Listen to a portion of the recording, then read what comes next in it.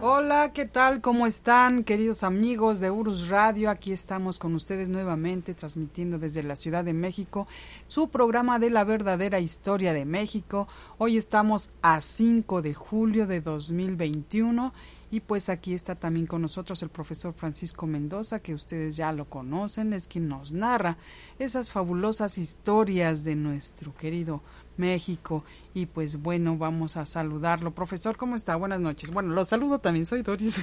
No había dicho profesor. Licenciada, buenas noches. Amigos de Urus Radio, qué gusto saludarlos. Muy buenas noches tengan todos ustedes. Pues bueno, vamos a saludar rapidísimo también a nuestros amigos que están aquí en el chat. Está Javier Quirós, Joaquín Labastida, Arturo Moreno, Héctor González, está Carolina Hernández, Francisco Castrejón, Alberto López, Diego Alejandro Arriaga, Ever González, está también el ingeniero Miguel Ángel Madero Solís, Axel Armendáriz, Eric Linares, Ger Solano García, Edson Rafael Alberto García. Pues bueno, gracias amigos por estar aquí. También Humberto Cou Rivero. Y pues bueno, también saludamos a nuestros amigos que nos están escuchando precisamente en el estado de Sonora, que hoy toca hablar de este fabuloso estado, profesor, en la serie Historia de los Estados.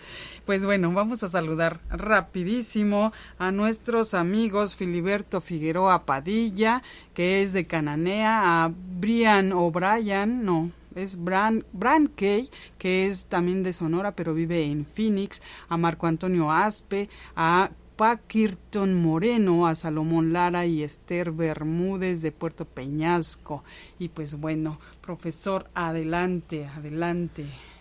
Pues, licenciada, amigos, platiquemos del maravilloso estado de Sonora. Datos curiosos del estado de Sonora: es el segundo estado con el territorio más grande después de Chihuahua, pero es el quinto estado en población. O sea, en población mínima, es el quinto estado en población. O sea que es un estado que tiene pocos pobladores comparado con el resto del país. Pero esto va a ser fundamental en la historia del mismo estado de Sonora. Va a ser fundamental el que no ha tenido mucho auge poblacional. Y esto le ha ocasionado serios problemas al estado de Sonora. Pero bueno, de todo eso pues iremos platicando. Yo sé, licenciada, me voy a tomar ese atrevimiento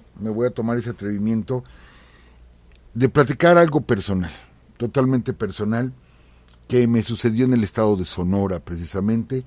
Tengo la oportunidad de conocer Hermosillo, de conocer pues algunas poblaciones, pocas, pero algunas poblaciones del estado, y alguna ocasión crucé el estado en ferrocarril, aquel antiguo ferrocarril de Mexicali a Guadalajara, y estoy hablando del año de 1991. ¿Por qué quiero mencionarles esto? De alguna manera compartirlo con todos ustedes, amigos de Urus Radio, y por qué no decirlo, presumirles de lo que me tocó ver. En 1991 se da el eclipse total de sol en nuestro territorio, que cruzó precisamente la sombra lunar, cruza por la Ciudad de México, y que fue un espectáculo verdaderamente así maravilloso, que mucha gente recuerda. Licenciado, ¿usted se acuerda de ese eclipse? Claro, de ese me eclipse. acuerdo, profesor. Bueno, pues resulta que yo, por cuestiones personales, yo no podía estar en la Ciudad de México para esa fecha, me perdí el eclipse. Entonces, pocos días antes de ese eclipse, hago ese viaje en ferrocarril de Guadalajara a Mexicali, y a la altura de Puerto Peñasco, más o menos, la vía corre muy cerca a la orilla de la playa, ¿sí?, del Golfo de California, muy cerca.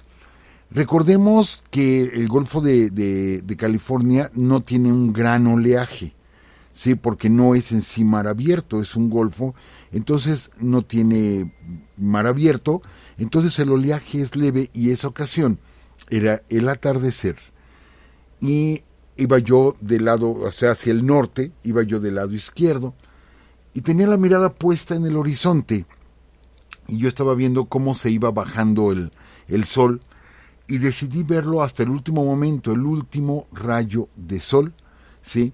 Verlo cuando se fuera metiendo, pues, sobre el paisaje del Golfo de California.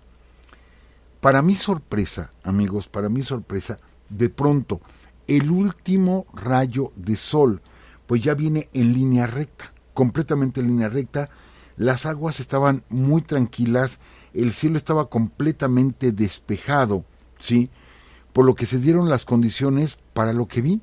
El último rayo de sol fue de color verde esmeralda, muy intenso, sumamente intenso. Entonces yo iba acompañado de mi señora madre. Cuando yo veo aquello, esa imagen, les digo, esa luz que nos inunda en color verde esmeralda que está saliendo del sol, giro para voltear a mi mamá y decirle, mira, en el momento que yo regreso la mirada ya no se ve. Entonces yo ya tenía conocimiento de lo que era el rayo verde, pero pues en ese momento no lo recordaba, simplemente yo iba viendo el atardecer en el ferrocarril a la orilla del mar y me tocó ese espectáculo que después supe que es muy difícil de cazar, por así decirlo, el rayo verde. Hay algunas imágenes por ahí en YouTube de gente que sí ha podido filmar el rayo verde, pero que se tienen que juntar o reunir varias condiciones, que no haya oleaje, que el cielo esté completamente azul, para que el último rayo, que es amarillo, se mezcle con el reflejo azul que da el mar, y en ese momento se convierte en verde, se mezcla el color amarillo y el azul y se convierte en verde. Quienes lo han vivido como yo, podemos decir que es un espectáculo impresionante ver el último rayo de sol en color verde esmeralda, muy intenso, ¿sí? Entonces, de alguna manera, agradecí esa oportunidad que tuve de verlo y dije, bueno, me perdí el eclipse de sol, pero Sonora me regaló ese espectáculo, ¿sí? Yo volteé en el tren a ver si alguien más lo había visto y creo que nadie más lo vio. Les digo porque, bueno, se dieron las condiciones. Entonces, pues yo lo quería compartir con ustedes, esa experiencia que tengo del estado de Sonora y al mismo tiempo presumirlo, porque creo que somos pocos los que podemos presumir haber visto el famoso rayo verde.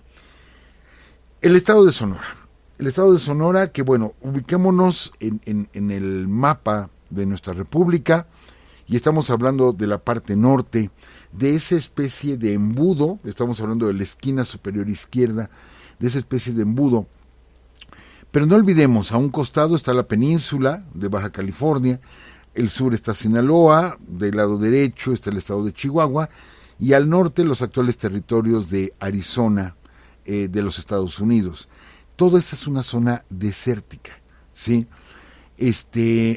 Entonces el clima es difícil, en el estado de Sonora el clima es muy difícil, por mucho tiempo estuvo despoblado. De hecho, platicábamos la semana pasada cuando hablábamos de Sinaloa, de que las avanzadas españolas llegaron hasta Culiacán.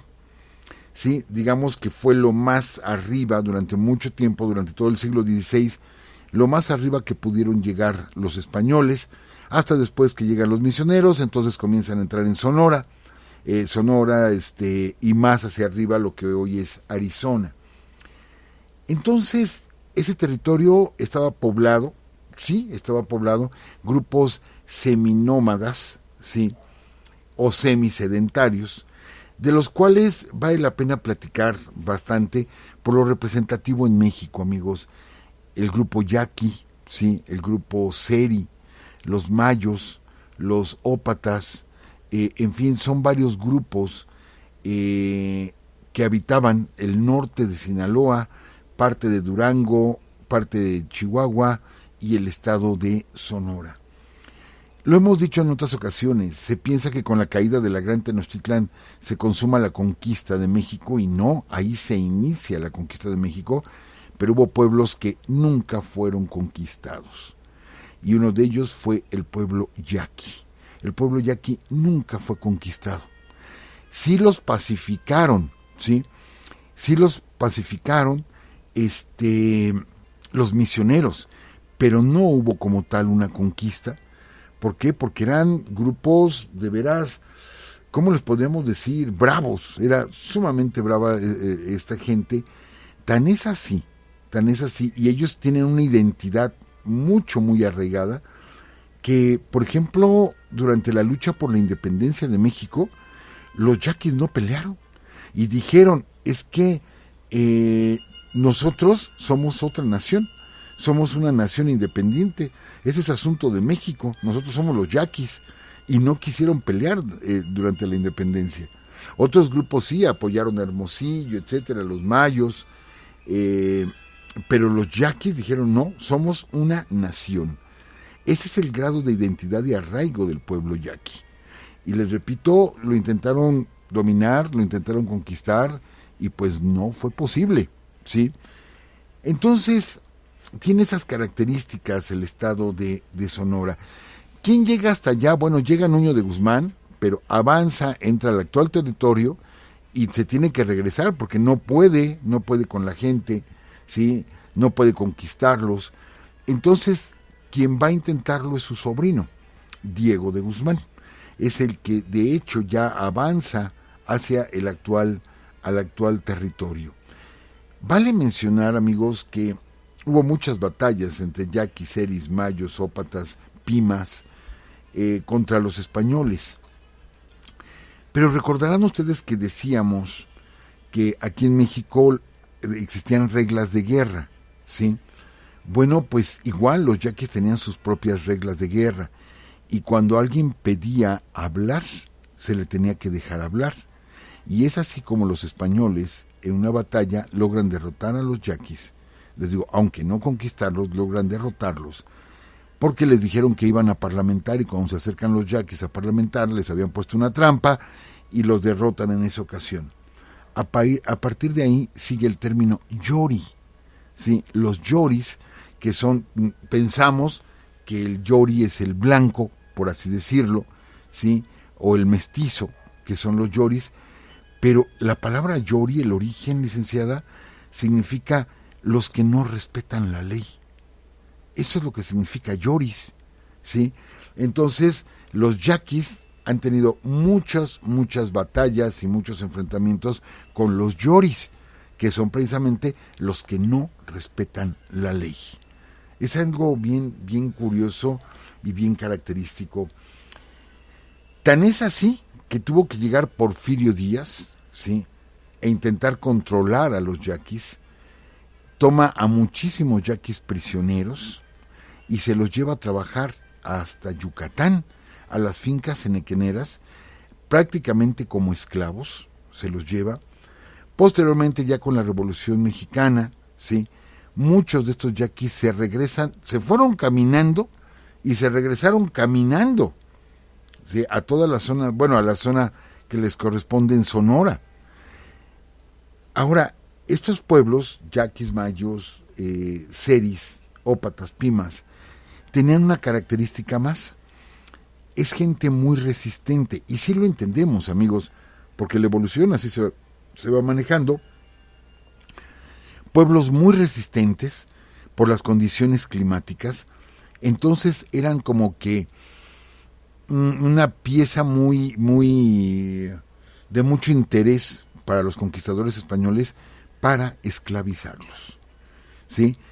Ya lo hemos dicho aquí muchas veces, eso de que disfrazaron esto como encomienda, es una esclavitud de todos modos. Entonces los necesitaban para las minas, para diferentes tipos de trabajo, y abusaban mucho de ellos. Entonces por eso hubo tantos levantamientos contra los que no respetan la ley, ¿sí? Contra los yoris. Pero porque es un pueblo muy resistente físicamente, pero bueno, las condiciones de vida en las que ellos estaban en ese tiempo no eran nada fáciles, y aún así sobrevivían en el desierto. Entonces era, les digo, gente con una consistencia física que llamaba la atención de los conquistadores para capturarlos, venderlos como esclavos, venderlos como esclavos y aprovecharse de ellos. Porfirio Díaz, insisto, se los va a llevar hasta Yucatán, ¿sí? Para intentar controlarlos. En el año de 1900 hay una batalla donde son derrotados los yaquis, se los lleva y después ya que está avanzada la revolución, pues pudieron regresar.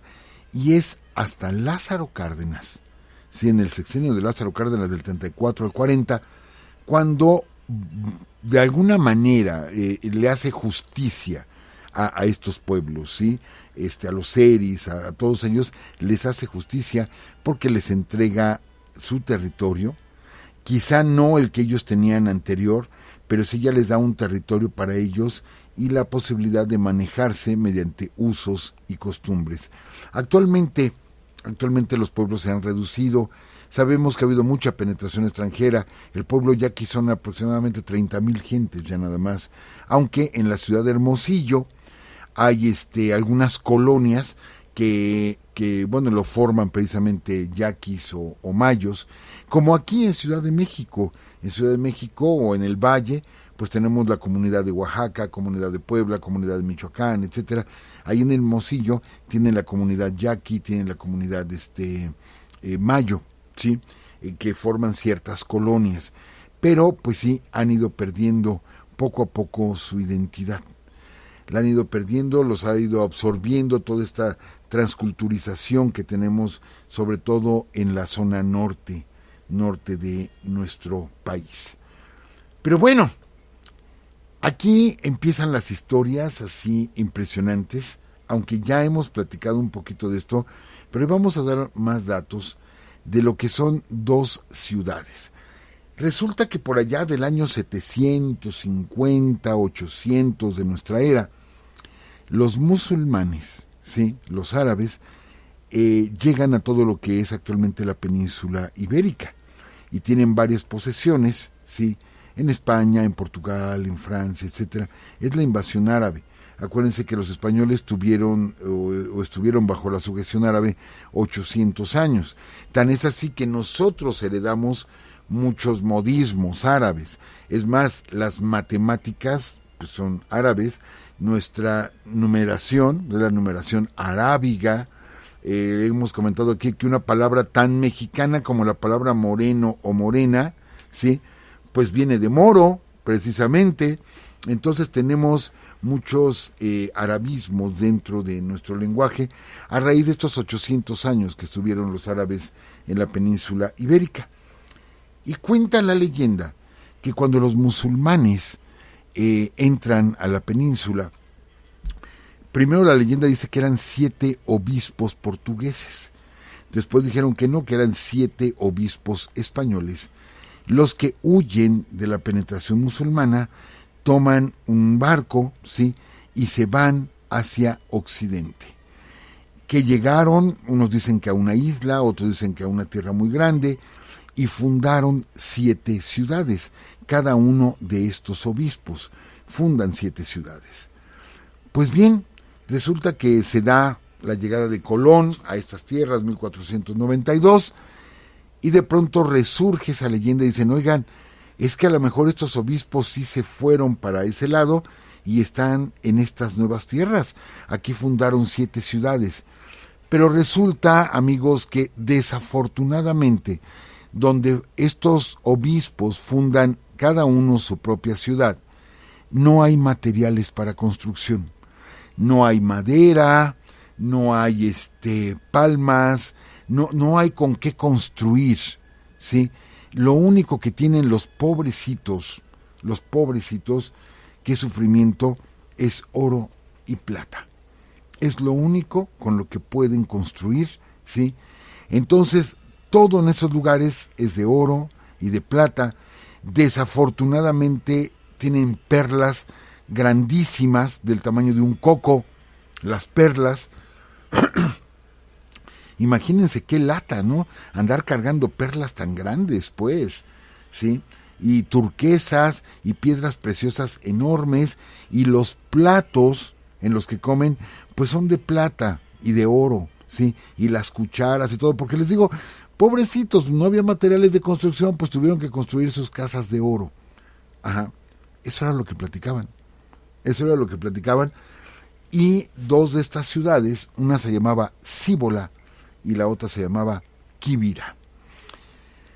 Entonces, cuando llega Cortés, derrota a los mexica, y de pronto, cuando empiezan a indagar, ¿de dónde vienen ustedes? Yo creo que en las pláticas que se da Cortés con Moctezuma, acuérdense que estuvo varios meses aquí Cortés y platicaban mucho, pues Moctezuma le ha de haber dicho, ¿sí? Pues nosotros venimos del norte, de una región que se llama Aztlán, ¿sí? Y cuando los españoles preguntaban de dónde sacaban los mexica el oro, con el que pues hacían varias piezas, ellos siempre decían que era del norte. Entonces, cuando ya se da la conquista, Cortés dice, si hay tanta riqueza aquí en Tenochtitlán, y esta viene del norte, ¿cómo estará el norte? Aparte, los mexica vienen de allá, que es un pueblo muy poderoso, con grandes ciudades. Entonces, sí es muy probable que exista Cíbola y Quivira y las 7 ciudades de oro, es muy probable. Entonces comienzan la búsqueda de estas 7 ciudades, amigos. Aquí, pues ellos van siguiendo un mito, van siguiendo pues algo que lo hemos comentado aquí, la gente que vino pues era gente supersticiosa, era gente que creía en todo este tipo de historias, y bueno, pues comienzan las a formarse expediciones para ir al norte del territorio o del nuevo territorio, ¿sí? Entonces, es por ello que algo va a cambiar todo esto, y es que en el año de 1528, Pánfilo de Narváez, ¿se acuerdan, amigos? Pánfilo de Narváez es el que lucha contra Cortés y es derrotado, ¿sí? Cuando la conquista de México en 1520 y 1521, bueno, Pánfilo de Narváez en 1528 está en España. No saben todavía que la Florida es una península, piensan que es una isla. Entonces van a la conquista de la Florida, y entre ellos va un personaje, ¿sí? Álvar Núñez Cabeza de Vaca. Ellos llegan a la Florida, son atacados con todo éxito. Esto sonó muy Les Luthiers. Fueron atacados con todo éxito, ¿sí? Y van bordeando la costa del Golfo de México hasta llegar aproximadamente a Galveston. Tienen que construir unas lanchas porque sus barcos encallaron con las tormentas. En fin, el chiste es que se pierden, ¿sí? Y solamente sobreviven 4 personas de esa expedición. Uno de ellos es precisamente Álvar Núñez Cabeza de Vaca, y un esclavo de él, un esclavo moro llamado Estebanico. Bueno, pues ya que desembarcan a la altura de Galveston, ahí los naturales los tratan bien, les dan de comer, los cuidan, pero entonces ellos aprovechan para hacerse pasar como curanderos, ¿sí? Y recuerden que se utilizaba medicina tradicional, medicina pues quizá muy primitiva pero práctica, pero ellos mediante los rezos, y luego rezaban en latín, impresionaron a la gente, y tuvieron uno de ellos, un muchacho que tenía una flecha enterrada, etcétera, los llegan a salvar y crean fama de curanderos. Entonces por eso les respetan la vida.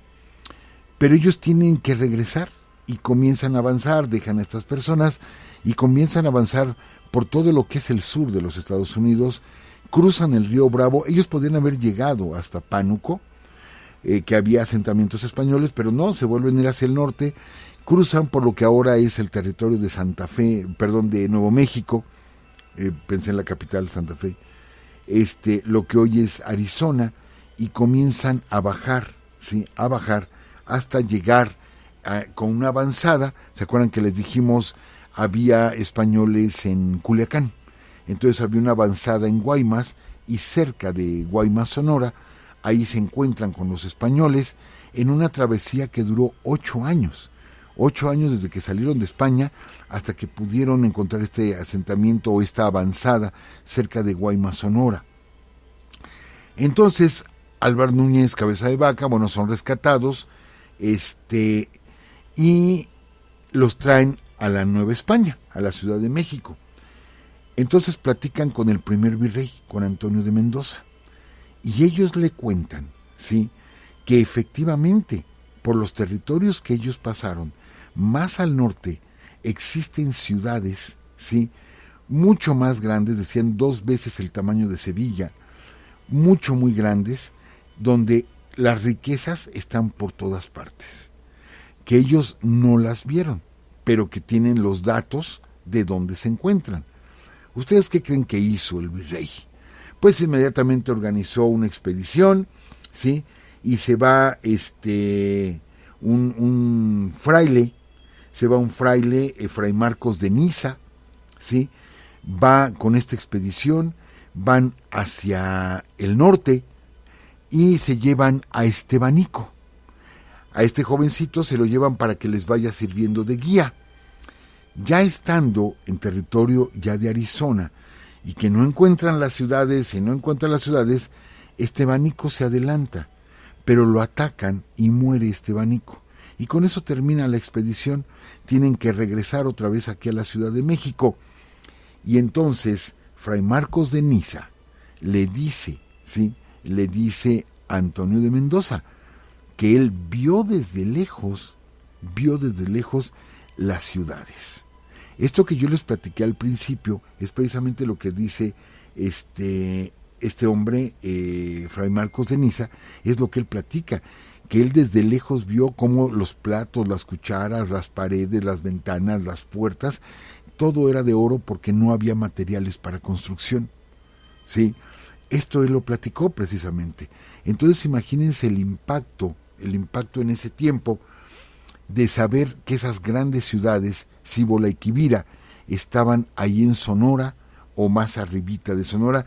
No olviden que formaba parte de Sonora el territorio de Arizona. Entonces todo eso forma parte de Sonora y que ahí se encontraban estas 7 ciudades de oro. Para iniciar el programa, la licenciada Doris envió saludos a personas que nos están escuchando en Sonora. Amigos que nos están escuchando ahorita en Sonora, si ustedes saben dónde están las ciudades, no sean malos, compartan un poquito. Ustedes están ahí cerquita, entonces pues compártanos la información para darnos una vuelta para allá. Unos tabiquitos nada más, no queremos gran cosa, con unos tabiques de alguna casa, miren, con eso nos conformamos, ¿sí? Entonces, fíjense qué mentiras de este cuate, de Fray Marcos de Niza, que dice, yo los vi, o sea, yo vi las ciudades. Entonces, pues se vuelve a alborotar Antonio de Mendoza y manda otra expedición a cargo de Francisco Vázquez de Coronado. Francisco Vázquez de Coronado, que si ustedes, lo han oído mencionar, en la ciudad de San Diego está el Paseo Coronado, las Islas Coronado, etcétera, y pues lo ven ahí, toda esa zona, como pues el descubridor de toda esa parte de la Bahía de San Diego. Cuando llegan a la desembocadura del río Colorado, ya habían llegado, Ulloa ya había llegado a la desembocadura y había avanzado río arriba el Colorado. En fin, estaban descubriendo toda esa parte, pero es así como llegan los conquistadores a las tierras de Sonora. Pero no los podían conquistar, insisto, recibían ataque tras ataque tras ataque, ¿sí? Y es que comentaban que eran muy diestros con el arco y la flecha, porque utilizaban arcos muy grandes. Comparados a los arcos que se utilizaban aquí en Tenochtitlán, los arcos allá en el norte eran arcos muy grandes, casi del tamaño de un ser humano el arco, ¿sí? A lo mejor no eran ellos muy altos de estatura, pero un arco de 1.5 metros, caray, o sea, sí, ya impone totalmente, ¿no? Entonces eran muy diestros en el uso del arco y la flecha. Pero llegan en 1572 los jesuitas. Los jesuitas que llegan tarde a la repartición, sí, porque los primeros que llegaron, 1523, son los franciscanos, 1524, si mal no recuerdo, llegan los dominicos, después agustinos, mercedarios, empiezan a llegar las órdenes religiosas, y los últimos en llegar son los jesuitas, 1572, y como ya no hay a dónde irse, son pequeños pedacitos, pues les dicen, váyanse al norte, ¿sí? Y pacifiquen toda esa zona. Y es así como comienzan a crearse misiones, ¿sí? Y presidios. Acuérdense que presidios son como una base militar, ¿sí? Como un cuartel, pequeños cuarteles, se les conocía como presidios. y las Misiones. Y es por eso que toda esa zona, ¿sí?, fue influenciada directamente por los jesuitas, que cuando los jesuitas se van, que son expulsados por Carlos III de ese territorio, bueno, pues allá se les descontroló, todos los pueblos del norte, Pimas, Zópatas, etcétera, se descontrolaron por completo, porque llegaron los franciscanos y no los pudieron poner en orden. Pero es como se da la colonia, amigos. Llega el proceso de independencia, 1810-1821, donde decíamos, sí hay batallas de González Hermosillo en el sur de Sonora, hay enfrentamientos con guarniciones españolas, y sabemos que, bueno, él tuvo un control importante hasta que fue traicionado González Hermosillo, y después tendría por nombre la capital de lo que sería el territorio de Sonora, precisamente el nombre de este prócer de la independencia. Pero como tal, Sonora no participa en la independencia. Lo que les decíamos, el pueblo yaqui decían, no, nosotros somos una nación independiente y no tenemos por qué pelear por otra nación, ¿sí? Entonces, ellos se mantienen al margen. Pero ¿qué sucede, amigos? ¿Qué sucede? Se forma la República, 1824, se reconoce, se divide ahí Sinaloa y Sonora, y se reconoce como un estado que abarca todo lo que hoy es el estado, ¿sí?, de Arizona y todavía más al norte. Por cierto, amigos, hay una leyenda, se me estaba olvidando platicarles, que supuestamente, fíjense lo que es la mentalidad de la gente, supuestamente Cíbola sí existe, y que Cíbola es la ciudad de Las Vegas, ¿sí? Que Cíbola no es una ciudad antigua, sino una ciudad moderna, y es la ciudad de Las Vegas, precisamente la ciudad donde hay tanto dinero, y está pues a mitad del desierto, ¿no? Entonces, mucho se ha dicho esa parte, estas gentes que creen en este tipo de ideas, ¿no? Entonces, bueno, cierro el paréntesis, licenciada. Entonces, se viene la intervención norteamericana. Y durante la intervención norteamericana, pues Sonora va a perder una gran parte de su territorio, ¿sí?, porque le es arrebatado en 1848 con el Tratado Guadalupe Hidalgo. Pero aparte, si ahorita, en este momento, 2021, es el quinto estado con menos población de todo el país, imagínense en aquellos años, y con el desierto de Altar, o sea, era muy difícil la vida en ese territorio, sumamente difícil. Recordemos que hay una pequeña franja que une Sonora con Baja California, ¿sí? Esto nos une como nación. En un principio los norteamericanos querían la península de Baja California. Pero recuerden, ¿quién está gobernando los Estados Unidos? Sí, Buchanan es el que está gobernando. Es un férreo esclavista, pero así férreo esclavista. Y no solamente por la parte económica, no, él desprecia a la gente de color. Los desprecia por completo, ¿sí? Bueno, pues ellos querían formar más estados esclavistas. Sabemos que ese fue el motivo de la independencia de Texas. Entonces, empiezan a tener interés en el territorio de Baja California y el territorio de Sonora. ¿Por qué? Porque estaban prácticamente vacíos, amigos. Estaban prácticamente vacíos. Les digo, ahorita hay poca población, ahora en aquellos años, pues mucho menos. Entonces, ahí es donde Sonora empieza a escribir su propia historia, ¿sí?, como parte de nuestro país. Su propia historia. ¿Por qué? Porque resulta que un tipo llamado William Walker, ¿sí?, en 1853, estamos hablando, aquí son bien importantes las fechas, el 3 de noviembre de 1853, ¿sí?, desembarca en La Paz, Baja California, y declara la independencia de la República de Baja California y Sonora. Y los declara independientes con un grupo de ahí de filibusteros, ¿sí?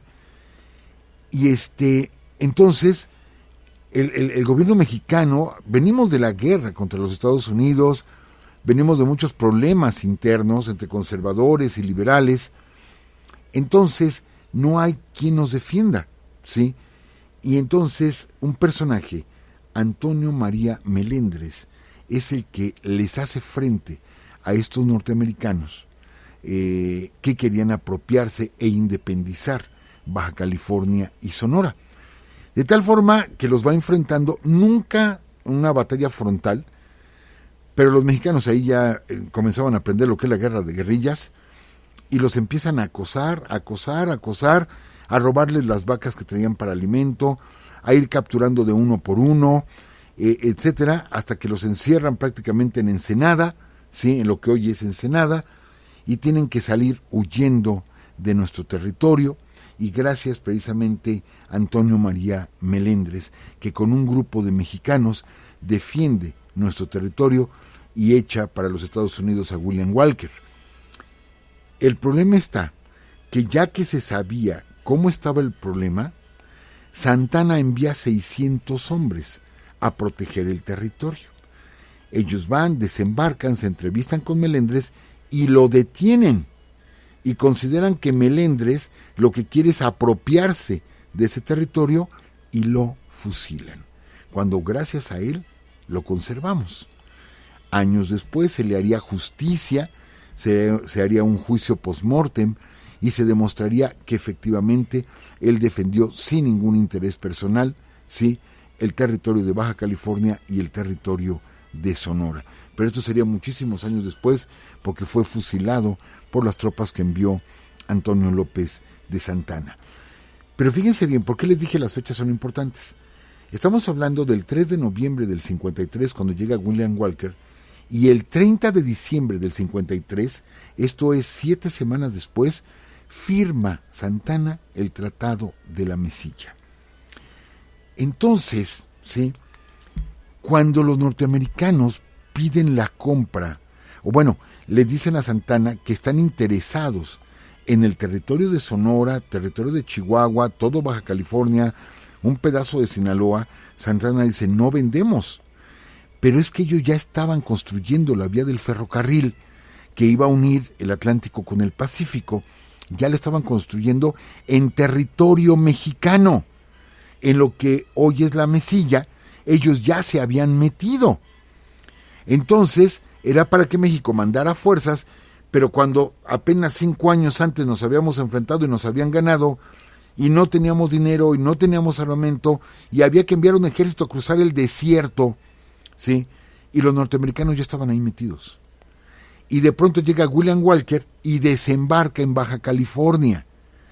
Entonces Santana, no estoy defendiendo a Santana, amigos, estoy comentando lo que dicen las fuentes.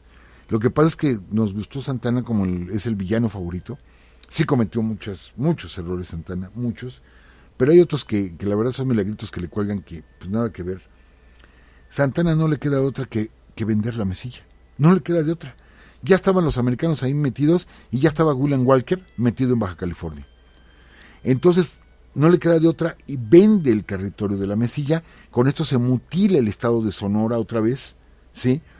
Y de ahí le quedó el sobrenombre de que era un vendepatrias, porque vende la Mesilla, no porque vende la mitad del territorio nacional, como se ha dicho, y aquí lo hemos explicado muchas veces, que él no vende la mitad del territorio nacional, nos fue arrebatado por los norteamericanos con apoyo de algunos traidores mexicanos, y él lo que sí va a vender es la Mesilla, pero cuando ya estaba completamente obligado a hacerlo, porque ya teníamos una invasión en puerta, y entonces hubiera sido peor, porque seguramente hubiéramos perdido Chihuahua, Sonora, las dos Californias, e inclusive parte de Durango y parte de Sinaloa.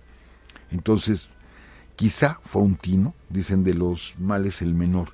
No lo puedo afirmar, yo solamente les doy los datos, y los datos son esos. 3 de noviembre del 53, entra William Walker, 30 de diciembre firma el tratado del 53, firma el tratado Santana, y el 18 de enero del 54, ¿sí?, se crea la República de Baja California y Sonora, que ya no es reconocida por los norteamericanos, no es reconocida, precisamente porque ya se había firmado un tratado.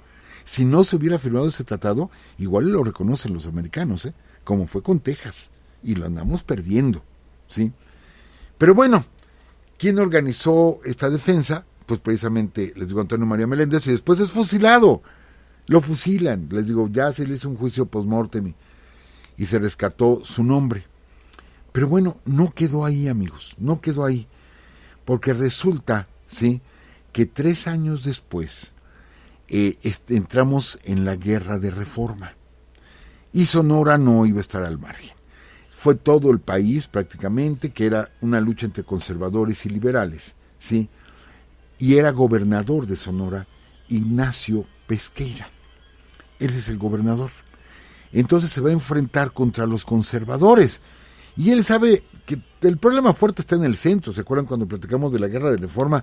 Pues los problemas fuertes estuvieron acá, Guanajuato, Michoacán, Jalisco, pues toda la zona centro. ¿Quién le iba a mandar hombres a Pesqueira para defenderse de los conservadores? Nadie. Estando tan lejos Sonora, nadie le iba a enviar. Entonces lo que hace es que le pide, ¿sí?, a un grupo de norteamericanos encabezados por Alexander Kraft que entren como colonos, ¿sí?, para defender el territorio de los conservadores. Fue un grave error, muy grave error, porque ya que Ignacio Pesqueira los deja entrar, Alexander Kraft lucha por la independencia de Sonora. Entonces el gobierno mexicano, el gobierno de Juárez, le dice: no tienes por qué traer norteamericanos a pelear en nuestra guerra, sácalos de Sonora. Da la orden Pesqueira de que se salgan de Sonora, ¿sí?, y no quieren salirse. Entonces ahí ya se ven las claras intenciones de Alexander Kraft para apropiarse del territorio de Sonora. Y ahí es donde entra en la historia la ciudad de Caborca. ¿Por qué? Porque en Caborca se va a enfrentar Alexander Kraft con la fuerza mexicana, ¿sí?, que lo va a repeler. Acuérdense, no son las grandes batallas de decenas de miles. Sí, las batallas, por ejemplo, acá la batalla de Salamanca entre Jesús González Ortega y Miramón son 15,000 de un lado, 17,000 del otro. No. Allá son pequeñas batallas porque no hay gente. Entonces, los mexicanos son apenas un grupo de 50. Y este hombre trae poquitos más de 100. Y se van a enfrentar. Entonces, lo que hace los mexicanos es que se encierran, ¿sí? Se encierran en la iglesia de Caborca. Y los rodean, la gente de Kraft, los norteamericanos, lo rodean y le empiezan a llegar refuerzos de los pueblos cercanos. Llegaban 10 gentes, 5 gentes, 8 gentes, empiezan a llegar y a reforzar a los mexicanos que estaban en la iglesia, ¿sí?, de Caborca. Entonces, pues ya se van emparejando el asunto. Los norteamericanos se encierran en un par de casas, ¿sí?, casas de adobe, techos de palma con madera, etcétera. Y a los mexicanos se les ocurre empapar camisas en pólvora, ¿sí?, y arrojarlas en los techos de las 2 casas donde están metidos los norteamericanos, arrojarlas a los techos. Entonces, desde la iglesia, ¿sí?, un natural, yo he leído que era un ópata, otros que es un pápago, llamado Luis Núñez. Luis Núñez pide la oportunidad para disparar con su arco y su flecha. ¿Se acuerdan que les dijimos? Eran muy diestros con el arco y la flecha. Y empieza a disparar desde lejos flechas incendiadas en la punta. Dispara 1, dispara 2, dispara 3, 4, 5, 6. La 7ª flecha cae exactamente donde se necesitaba, donde estaban las camisas empapadas de pólvora, y se comienzan a prender los techos de los lugares donde estaban metidos los norteamericanos, ¿sí?, que para esto ya eran menos, pero eran poquitos más de 50. Y se incendia, se mete el fuego y les revienta barriles con pólvora. 3 barriles con pólvora revientan, y no les queda otra de salir a los pocos sobrevivientes, porque varios ahí quedan muertos, y es como se les puede derrotar. Entonces son hechos prisioneros, y el gobernador Pesqueira da la orden de que sean fusilados. Pero cuando los están fusilando, viene más gente que venía ahora en apoyo, ¿sí?, de Alexander Kraft, y son tomados prisioneros por los mexicanos y también los fusilan. La cuestión es que fusilan a más de 100. Fusilaron a más de 100, ¿sí? Para la historia norteamericana, amigos, para la historia norteamericana, ellos dicen que eso fue una traición y que fue vergonzosa la actitud del gobernador mexicano, porque primero los invita y luego los traiciona. Pero sabemos aquí en México, ¿sí?, que Ignacio Pesqueira sí los invitó, pero después les dijo, sálganse, no los queremos aquí. Y estos se aferraron y estos querían independizar Sonora. O sea, al principio se les invitó a colaborar, a colonizar. No, estos tipos querían apropiarse de todo el territorio de Sonora. Entonces eran filibusteros y como tal se les fusiló. Para la historia norteamericana murieron alrededor de 50 norteamericanos traicionados, pero ellos mataron más de 200. Esto es falso, amigos, completamente falso. Pero bueno, ellos tienen que platicar la historia a su modo, ¿sí? Entonces, realmente murieron alrededor de 130 o 140 norteamericanos y murieron 23 mexicanos. Pero pues ellos tienen que hacerlo ver todo con gloria y todo esto, y decir que los mexicanos pues fueron unos traidores, porque primero lo invitaron y después lo traicionaron. La verdad es que este tipo era un filibustero, ¿sí? Y muere fusilado allí en Heroica, Caborca, gracias a una flecha, ¿sí?, que incendia los techos de donde estos tipos se escondían. Amigos, Sonora tiene mucho que platicar, mucho que darnos. Ya me voy muy rápido porque ya se nos está yendo el tiempo. Pasemos a 1907. 1907, lo comento muy rápido, hicimos un programa donde hablamos de estos personajes, pero tenemos que mencionar de nuevo a Jesús García Corona, mejor conocido como el héroe de Nacosari. El héroe de Nacosari que pues ¿cómo lo decimos? Se sacrifica para salvar a toda una población, aunque hubo muertos a raíz de una locomotora que equivocadamente le ponen explosivos junto a la máquina. Estos explosivos debían de ir hasta el último del tren y se equivocan y los ponen al inicio. Entonces, como está saliendo chispas, ¿sí?, de las calderas del tren, pues se comienzan a prender estos dos coches y hubieran explotado mitad de la población y hubieran ocasionado quizás cientos de muertos. Entonces Jesús García intenta apagar el fuego junto con algunos compañeros y la locomotora caminando, y después les dice a sus compañeros que salten del tren y él se lleva la locomotora desbocada, y allá más adelante se oye la explosión que sí causó algunos muertos, pero salvó la vida de muchísima gente. Vaya pues el nombre, ¿sí?, de Jesús García Corona, inolvidable como el héroe de Nacosari, ¿sí? Pero luego tuvimos otro hecho, un año antes, amigos. Sabemos que México es un país minero por excelencia, y bueno, estamos hablando de la minera de Cananea. 1906, amigos, 1906. Hablar de todo lo que fue la historia de la huelga es muy, muy largo, pero sí podemos decir que el 1 de junio estallan los problemas. 1 de junio de 1906 es una mina de cobre, y hasta el día de hoy sigue produciendo muchísimo cobre, ¿sí?, la mina de Cananea. Entonces trabajaban mineros norteamericanos y mineros mexicanos, trabajaban ahí en Cananea. Pero resulta que a los mineros norteamericanos les pagaban muchísimo más que a los mineros mexicanos. Los mineros mexicanos no dijeron, bájenles el sueldo a los americanos, no. A trabajos iguales, salario igual, ¿sí? Todavía no existía la Ley Federal de Trabajo, ya existe y así dice actualmente. A trabajo igual, salarios iguales. Pero en ese tiempo lo piden los obreros los mineros de Cananea, y se lanzan a la huelga el 1 de junio de 1906 para ganar ellos lo mismo que estaban ganando los mineros norteamericanos. Pero he aquí la vergüenza, amigos. La vergüenza, porque sí, los mineros norteamericanos están armados y disparan contra los mineros mexicanos en nuestro propio territorio. Disparan contra los mexicanos. Los mexicanos, como pueden, consiguen algunas armas y comienzan a repeler la agresión de los mineros norteamericanos, ¿sí? Y entonces el gobernador, en ese momento el gobernador de Sonora, pide el apoyo, ¿sí?, del ejército norteamericano. Ingresan a territorio nacional, ¿sí?, soldados norteamericanos, Rangers, y comienzan a reprimir y a perseguir por las calles y a matar a mansalva, ¿sí?, a los obreros, a los mineros de Cananea. Esto es una vergüenza. Esto es una vergüenza.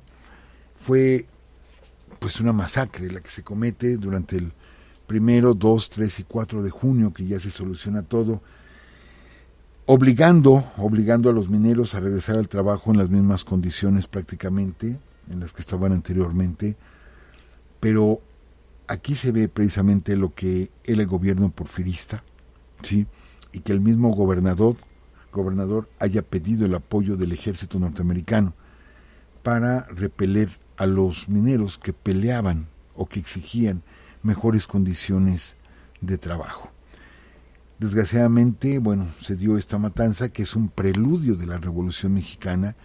Luego preguntamos, ¿y por qué empezó la revolución? Pues nada más y nada menos que por todo esto. Y ahora que hablemos de Veracruz, que ya no nos falta mucho, pues hablaremos de Río Blanco, que junto con Pegado. Este era el gobierno porfirista.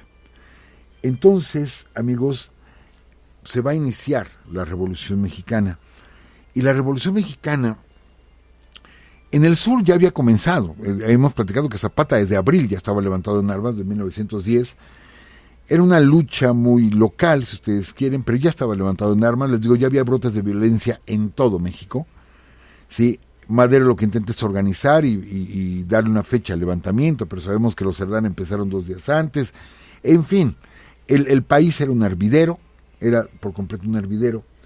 Se da la primera etapa de la Revolución Mexicana, donde se toma la ciudad Juárez, renuncia Porfirio Díaz, se va, Madero llega, se repiten las elecciones, arrasan las elecciones y Madero comete el error de dejar todo prácticamente igual. Prácticamente igual. Y Zapata se lo dice, yo lo podría matar, pero lo va a matar la gente que usted dejó ahí. Sí, y como fue.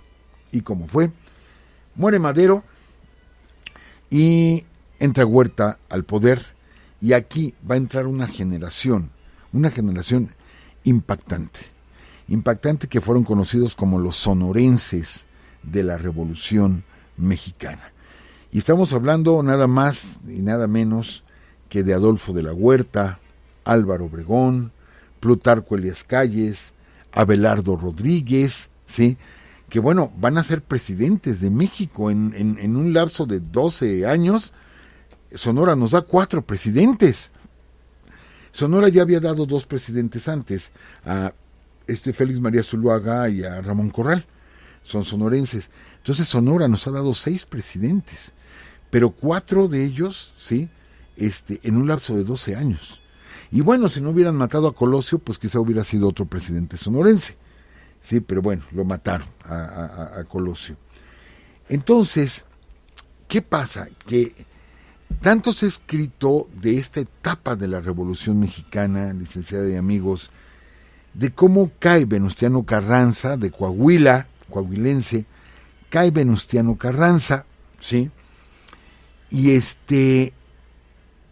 tiene que terminar el mandato de Carranza, lo tiene que terminar Adolfo de la Huerta.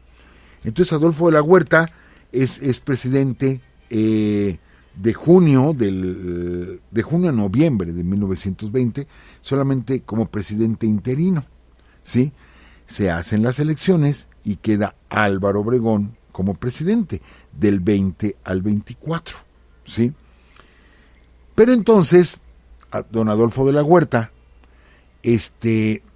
que ve cómo se está manejando todo, que acababa de morir Carranza, acababa de morir Zapata, acababa de morir Pancho Villa en el 23, Lucio Blanco, o sea, la gente que le podía hacer sombra a Álvaro Obregón, ¿sí?, van muriendo, ¿sí?, misteriosamente van muriendo, que pues sabemos que ahí estuvo ese cerebro. Y Álvaro Obregón, Adolfo de la Huerta quiere ser presidente. Ya había sido presidente provisional, quiere ser presidente, y de pronto Álvaro Obregón dice, no, quien me va a heredar es Plutarco Elías Calles, y se lanza a la rebelión Adolfo de la Huerta. Queda Plutarco Elías Calles, Adolfo de la Huerta tiene que salir exiliado a Panamá, y bueno, toda una historia ahí alrededor de Adolfo de la Huerta. Y cuando Calles va a terminar su mandato, se acabó el principio de sufragio efectivo no reelección, y Álvaro Obregón se vuelve a elegir como presidente. O sea, iba para ser otro Porfirio Díaz. Porfirio Díaz así llegó con sufragio efectivo no reelección, ¿sí? Estuvo un lapso, y después dejó a su compadre y luego regresó y ya nadie lo movió de la silla. Pues para allá iba Obregón. Entonces muere siendo ya un candidato electo en el restaurante La Bombilla, muere en manos de León Toral, ¿sí?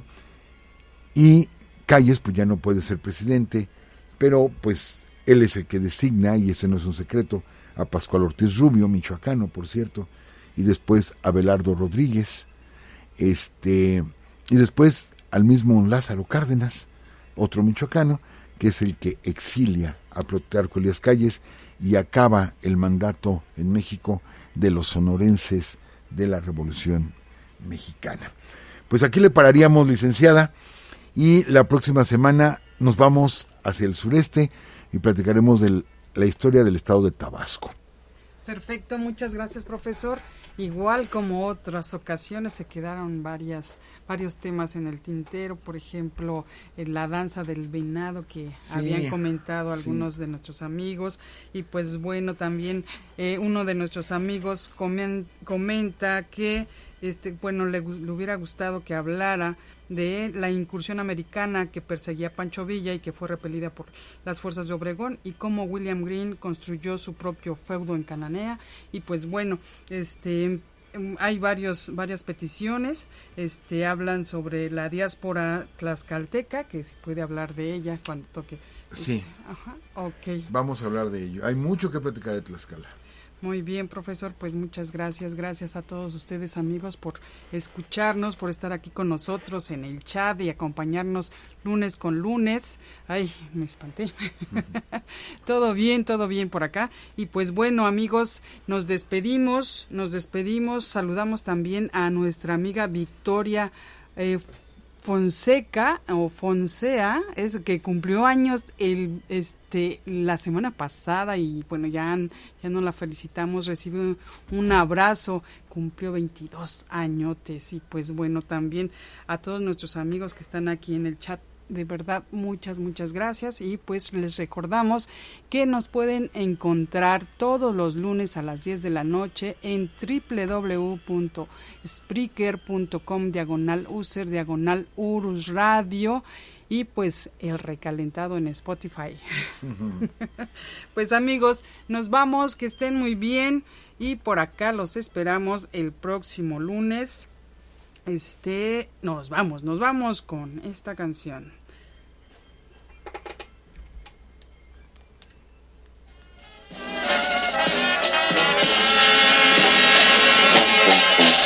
Sonora querida, tierra consentida de dicha y placer. Extraño tu suelo y cifro mi anhelo por volverte a ver. Tus lindas mujeres encienden quereres con hembras de amor. Tienen negros ojos y labios tan rojos que son un primor. Cuando otra vez ves